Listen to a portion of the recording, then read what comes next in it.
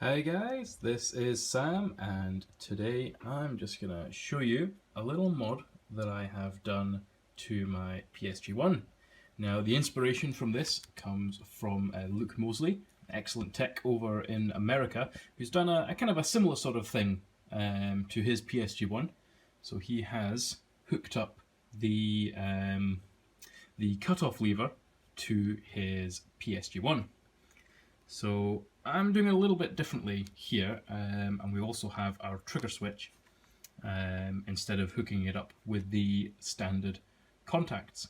So here you can see we've got a little microswitch. Now this is the same type of microswitch that's used in the Chimera trigger units. This one here. So it's the same one, and what we've done is we've just epoxied it in place here. A little bit of super glue to hold it down while the epoxy is drying. Just be very careful not to get it in the switch assembly there. So what this does is it's going to allow us, let me just show you, to detect the cutoff lever position.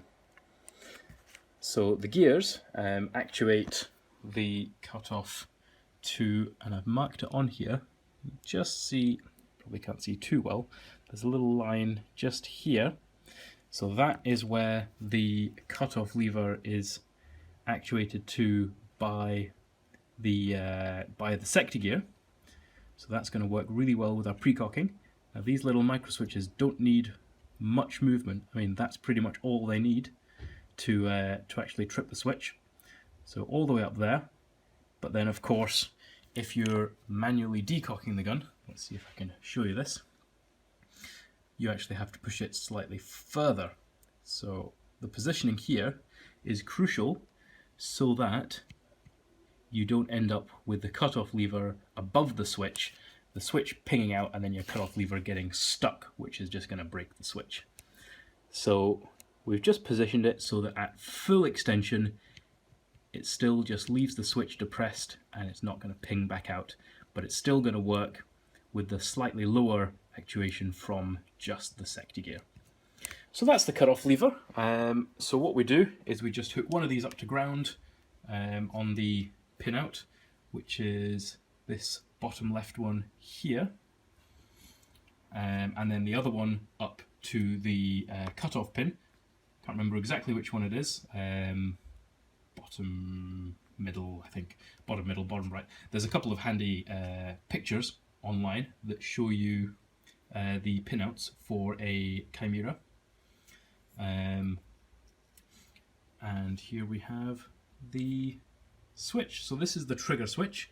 Now this is going to be activated by a little kind of trigger cam that is in turn activated by our trigger here.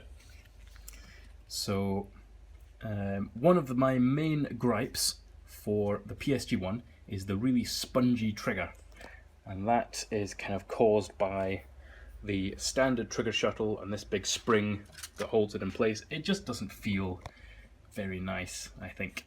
So I've done away with that whole system. I've had to Dremel out some material here and here as well. I've had to Dremel out material here using the large routing bit. It is a genuine Dremel accessory, so anywhere you can buy Dremel parts, you can probably pick one of them up. They usually come in a pack with the big one and the small one. And that basically turns the Dremel into a handheld milling machine, which is very cool. So I've Dremeled away some material, a little bit of super glue on the underside of this to hold the switch in place while the epoxy is drying. And then we need this in place because this has a little spring that goes under here, and that is what is going to give our trigger its tension, because there's no spring on the trigger up here where you would usually find it. So this is just going to activate our trigger here. There we go. So that's going to go nicely in like that. Now just be very, very careful where you put the epoxy on this. I actually had just a tiny amount work its way under the switch, so I'll need to just make sure I clear that away. See, it's just sticking very slightly, but we'll get that sorted. So just be extra careful when you're epoxying that in place if you choose to do this mod. So what we're going to do is we're going to hook one of these lines from each switch up to ground, and then the other line from each switch, one up to the trigger out, and then one up to the cutoff pin on the Chimera.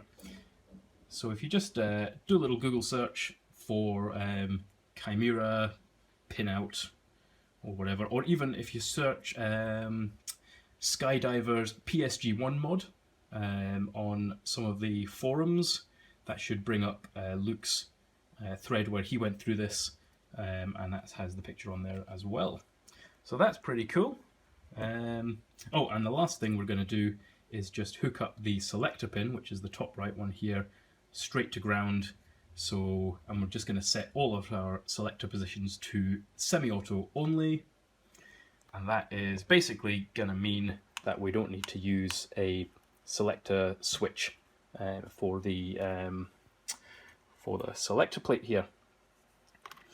So basically, as soon as we take it off on safe, anytime you pull the trigger, it's just going to give our shot on semi-auto.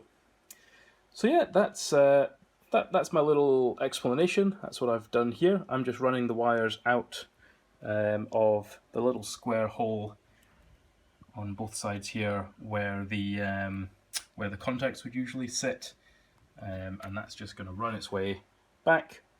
All the grounds are going to join together.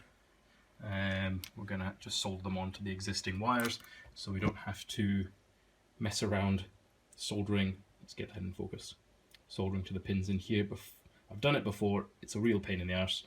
I'm not going to do it again. So we're going to cheat a little bit and just use the cables there. So yeah, hopefully this is all going to work nice and smoothly. Certainly no reason why it shouldn't. And I am really looking forward to finishing this little beast off. It's been 2 years I've waited to do this since I got this gearbox, since I got the PSG-1. So yeah, very excited, and I'll put up another little video to show you it all working. So I hope this has been of help to you, and just drop me a line, a little comment, a like, and if you have any questions about the build, just shoot them up there and I will reply and yeah, give any help I can. See you next time.